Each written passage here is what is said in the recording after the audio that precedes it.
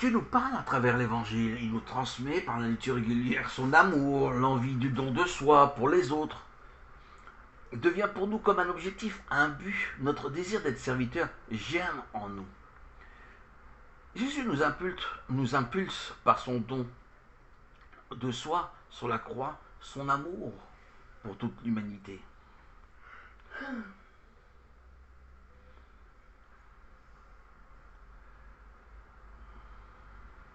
Il a vaincu pour nous la mort qui nous menait au péché. Il nous donne le désir de considérer toute personne à son image telle qu'elle est, comme elle est, pauvre ou riche, faible ou forte. La charité de Dieu pour toute l'humanité dans sa diversité nous est offerte, donnée en germe. Par notre baptême, nous avons reçu les arts de l'Esprit de Dieu, et par les arts de son amour, notre lecture quotidienne encourage, enrichit notre charité pour Dieu, pour nos frères, nos sœurs. La charité du Christ nous porte, nous élève au-dessus de tous les peuples qui se prétendent élus de Dieu, mais qui n'ont pas la charité de Christ. Sans l'amour de Christ, on ne peut rien, on n'est rien, on ne peut aimer son prochain véritablement, de manière authentique, selon l'amour de Dieu. L'amour de Christ nous est enseigné par l'Esprit Saint. L'Esprit Saint n'est pas une théorie, mais une expérience intime, régulière, qui jalonne notre relation avec Dieu, avec notre prochain. Notre relation est naturelle, comme avec un ami, un compagnon. Et pourtant, il s'agit de Dieu, le Père. Il s'agit aussi du Fils de Dieu qui nous parle au travers de l'Esprit Saint. Que notre part est belle. Dieu nous a pris sous ses ailes, nous a sanctifiés, rapprochés, plus que toutes les autres nations. Nos cœurs, nos âmes, nos corps sont branchés, connectés à la vie éternelle. La révélation de Dieu dans cette rencontre, dans cet appel, nous amène à le suivre dans une joie sans limite. Aimer Jésus, aimer son prochain est tellement facile. Jésus nous demande notre oui, le oui entier, complet, donné à Jésus. C'est choisir l'épanouissement, la régénérescence quotidienne, l'amour de son prochain. Nos instruments résonnent de l'amour de Dieu, et non des sirènes que l'on entend à côté. Il ne faut pas oublier qu'entretenir son amour à Dieu, c'est ouvrir son cœur au psaume, à la lecture de la Bible, être présent aux assemblées des prières. L'Esprit Saint active notre lanterne intérieure, il reste allumé et nous devenons nous aussi des lumières qui rayonnent autour de nous, tel un phare qui éclaire l'obscurité. Ne perdons pas ce goût de la lumière, notre regard reste neuf, pétillant, devant la beauté de Jésus qui se manifeste à travers nous par notre fidélité à la parole. Le collecteur d'impôts est aimé par Dieu, lui qui par définition est haï, méprisé. Le regard que Jésus a sur l'homme nous donne la pulsion d'aimer Jésus et de vouloir absolument transmettre cet amour de Dieu en nous pour les autres. Qui qu'il soit, faible ou fort, riche ou pauvre, avec Dieu dans l'amour, on a tout, on ne manque de rien, on marche dans la vérité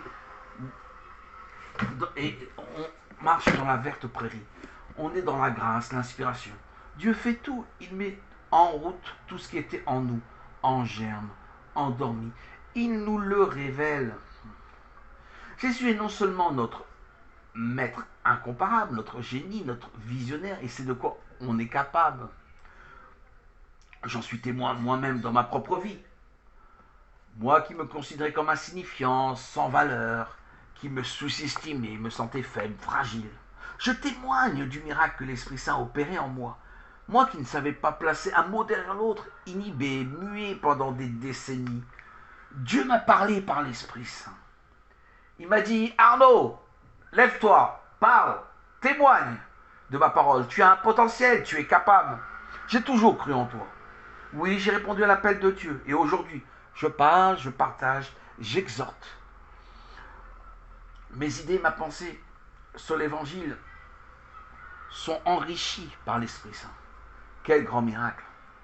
Je témoigne que Dieu m'a jamais oublié, il a toujours été là. Il ne m'a jamais délaissé. Je ne crains plus, que Dieu est grand. Ce n'est pas compliqué. Dieu nous affiche le chemin à suivre. Dernier message que Dieu nous donne à découvrir, se manifeste sa volonté, son amour pour nous. Il nous demande d'être un acteur, un témoin, un représentant de l'évangile, un représentant de Jésus, son ministre. Quel honneur! Nous sommes disponibles et nous répondons oui à son appel. Ne restons pas silencieux. Il a délivré les muets. Il m'a délivré moi-même de mon mutisme pour ouvrir ma bouche à sa louange.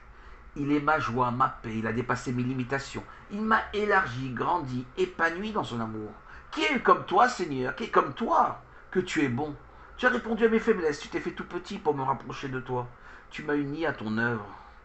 Quelle merveille, quel trésor tu es aujourd'hui. Tu es devenu ma certitude, mon assurance, ma confiance. J'étais étranger, inconnu à moi-même. Tu m'as révélé que tu étais plus proche de moi-même.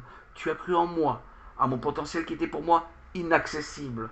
Tu es bien Dieu, le vrai Dieu véritable. L'Esprit Saint manifeste ton amour pour tous et chacun. Et il manifeste leurs possibilités les plus souterraines que tu m'as révélées et que tu nous révèles par le Christ, qui a pris corps en nous.